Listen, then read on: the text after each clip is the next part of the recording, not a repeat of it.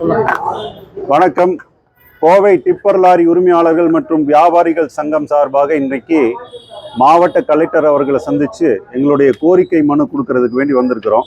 எங்களுடைய கோரிக்கை என்னன்னா, கோவை மாவட்டத்தில் சுமாராக ஒரு 500 டிப்பர் லாரிகள் மற்றும் சிறிய டிப்பர் லாரிகள் இயங்கிட்டு இருக்குது. இது அனைத்தும் கட்டுமான பொருட்கள் விநியோகம் பண்ணக்கூடிய வேலையில் நாங்கள் ஈடுபட்டிருக்கிறோம்.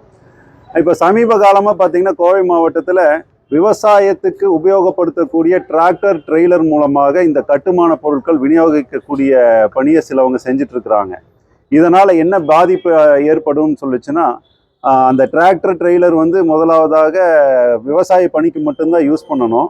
அது எந்தவித வரியும் அரசுக்கு செலுத்துறது கிடையாது, ரோட் டேக்ஸ் செலுத்துறது கிடையாது, இன்சூரன்ஸ் செலுத்துறது கிடையாது, பசுமை வரி கிடையாது, ஃபிட்னஸ் சர்டிஃபிகேட்டு அவங்க எடுக்கிறது கிடையாது.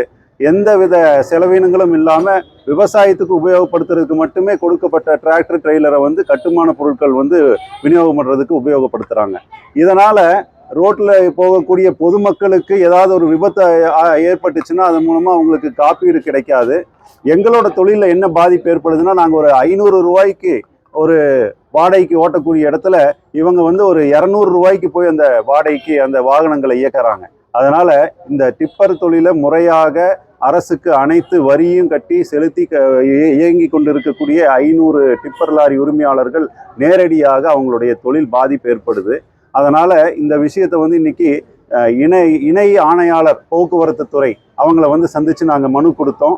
இப்போ கோவை மாவட்ட தலைவர் அவர்களை சந்தித்து இந்த மனுவை கொடுக்கறதுக்கு வேண்டி வந்திருக்கோம். மேலும் இது செயலாளர் போக்குவரத்து துறை தமிழ்நாடு அவங்களுக்கு மின்னஞ்சல் மூலமாக இந்த மனுவை நாங்கள் அனுப்பிச்சிருக்கிறோம். அதே மாதிரி கமிஷனர் ஆணையாளர் அவர்கள் போக்குவரத்து துறை அவங்களுக்கும் இந்த மனுவை நாங்கள் கொடுத்துருக்குறோம். இதன் மூலமாக பொதுமக்களுடைய சேஃப்டிக்கு மிகப்பெரிய பிரச்சனை இருக்குது. அதே மாதிரி அரசுக்கு நேரடியாக வருவாய் இழப்பு ஏற்படுது.